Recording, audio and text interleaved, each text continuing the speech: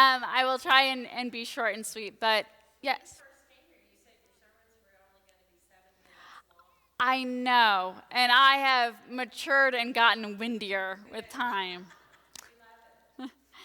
I think Laura is the only person who likes it because Sunday school gets to go a little bit longer. When I first came here, she was like, 7 minutes is not enough time. That's sad. No pressure, no pressure. You're all here for Jesus. But I think we live in a world in which we're in such a hurry to get Christmas over, right? And you're like, well, it's kind of nice weather. We could take down the tree. We could clean all this stuff up. And I am as bad as any of you because I go back to work next week. I'm on a teacher's schedule. So I have this week. Now, I could be a good mom and teacher and get everything cleaned up this week. So when we start back, we start fresh. Or I could be a good Christian and I could let Christmas be as Christmas is, which is 12 days in time. But I think by the time Christmas Day comes, we're all exhausted, right?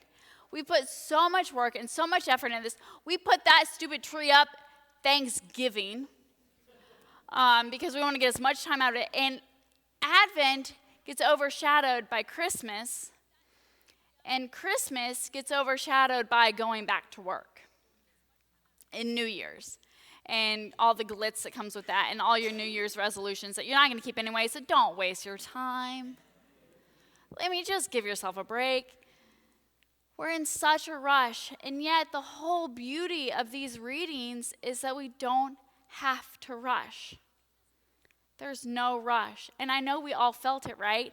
We're like, okay, quick, get the reading over, quick stand, do the song, sit down, do the next reading, song, sit down, go do the next. Does anyone else feel that way when we rush through this service?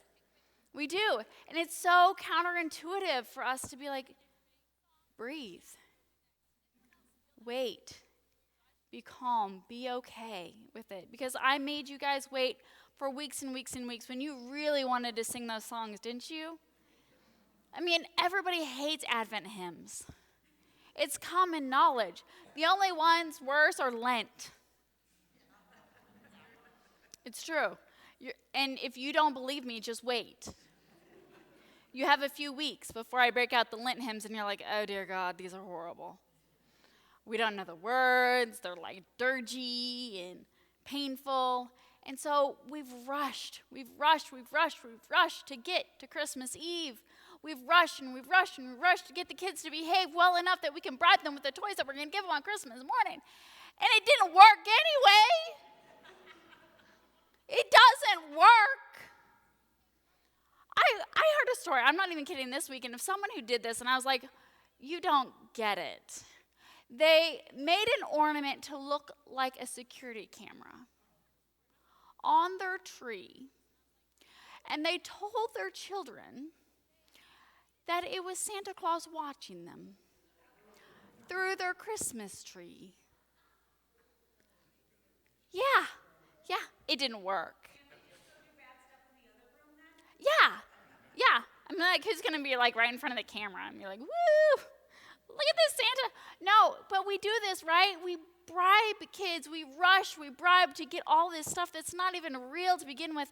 And the message that we have today, the message of Christmas is this: peace in the midst of absolute chaos. Breathe. It's okay. God is with us in the most vulnerable way possible. And if God can be with us in the most vulnerable place possible, in the most vulnerable way possible, how can we be anything else? So today I say to you, peace. Be still. If you feel like you've got to take down that stupid tree because you have things to do, peace. Be still. It's okay. There is no place for guilt in this season. Absolutely none. Because if God comes into our lives in the way that we proclaim, there is nothing for which we need to feel bad. So if you need to take down your tree, take down your tree. If the weather's finally nice enough that you need to take down your lights, take down your lights.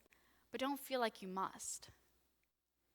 If you have to wait because you really like the glow and the spectacular wonder that is this season, in the midst of, gosh, that's gray, then leave them up. Who cares? If God can come into our midst in the way that you and I proclaim God comes into our midst, then what do you and I need to worry about? Nothing.